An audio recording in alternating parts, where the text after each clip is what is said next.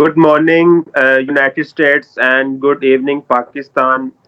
Today, I am thrilled to have a special guest and my lovely friend Nathan Scofield, who is a resident of United States and witnessed the devastating wildfires firsthand. So, welcome to the Nathan. Thank you so much, Nathan, for your time. How are you doing today? I'm doing good. How are you? I am also good. So today we talk about the devastating wildfires in the United States, in the state of California, Los Angeles. So can you tell me how the fire started in Los Angeles and when did it start?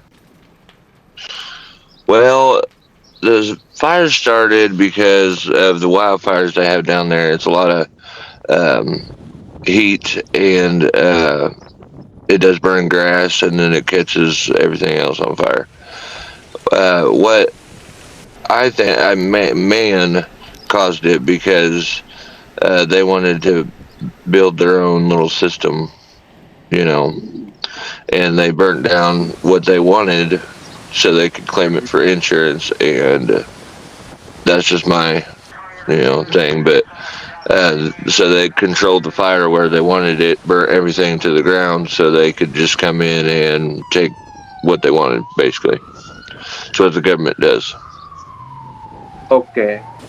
And what do you think are the primary causes of wildfires in Los Angeles? I mean the main causes or primary causes of this fire.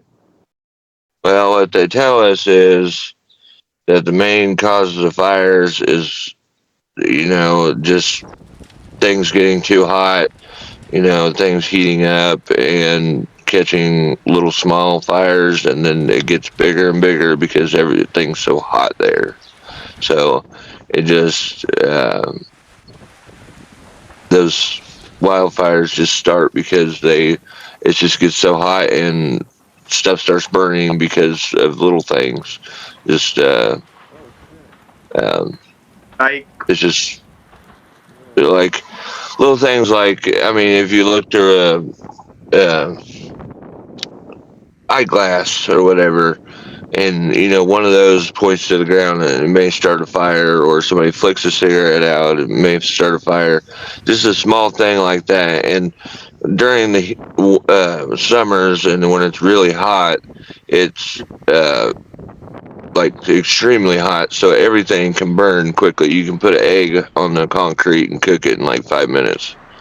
I mean, oh it's that hot. So yeah. if you can imagine putting something flammable on the ground there and it causing a fire. So I think a lot of people put flammable things on the ground and it just causes a fire, and then it just spreads out, you know. Mhm. Okay. So, but And Nathan, I heard news that United States Police are blaming arsonists for the Los Angeles fire. Is this true or not? Is this true? yes, they are blaming people for starting fires, and people have gone irate over the fires because they've lost their houses, they've lost everything they have um, to them, material items. Anyway, people have lost their lives. I'm not sure how many, but there's quite a bit. Um, but people have definitely been impacted, and they, know. So, as your opinion, is this right? No, I don't think the arsonist started it. I don't think anybody started it. I think the government started it so where they can burn whatever they wanted. They actually said on the news that the fire department will set fires to control the fire, which doesn't make any sense. So I don't know why you would set a fire to control a fire. I don't know how that prevents a fire. So, you know, just saying that on the news is pretty much telling everybody we are starting this fire, and we're controlling it, or whatever.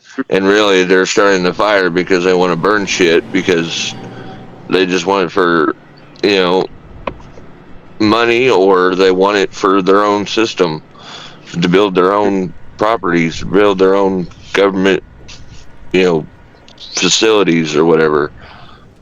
It's just a way for and them to do that.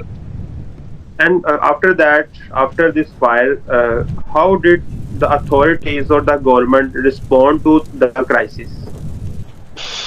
Well, the authorities are saying they are trying to clean up much as possible. They're trying to get people out of the city and trying to keep them out of the city because of the fumes and the toxic air from all the fires. Uh, the government is saying that the president said that a lot of people lost their houses, and it would take 18 months to come in there and get a contractor to demolish or to bulldoze the lots to clean it up and then to build houses. So people would have to go 18 months without it. So he said if people would pick up their stuff and they would clean it themselves, because people do want to go to their area and see what they can salvage. And so he's saying to the press, you know, if people want to clean up and they want to go and, you know, go in and do their thing, whatever, they can do it. But the fire department and everybody else is keeping them out of it because of toxic fumes. Well, we live in toxic fumes every day. I mean, and yeah, I can imagine a fire burning down, you know, houses and houses to the ground, and that could be a lot of toxic fumes. But I mean, by now it has to be gone. I mean, the fumes got to be gone. You got to let those people go and, you know, get their belongings if they have anything else. I mean, the president said, uh, he said that if if there is belongings there, then they want to go make sure, because they've lost every single thing they have. They don't have a house. They don't have anywhere to live. They don't have clothes. They don't have the things that they need. And he just said, you know, it's easier if everybody works together as a community to clean up and rebuild, because it's going to take a year or two to even get that started. So You as per your know, president, the government will rebuild the houses for the people who have lost their houses in this fire, right?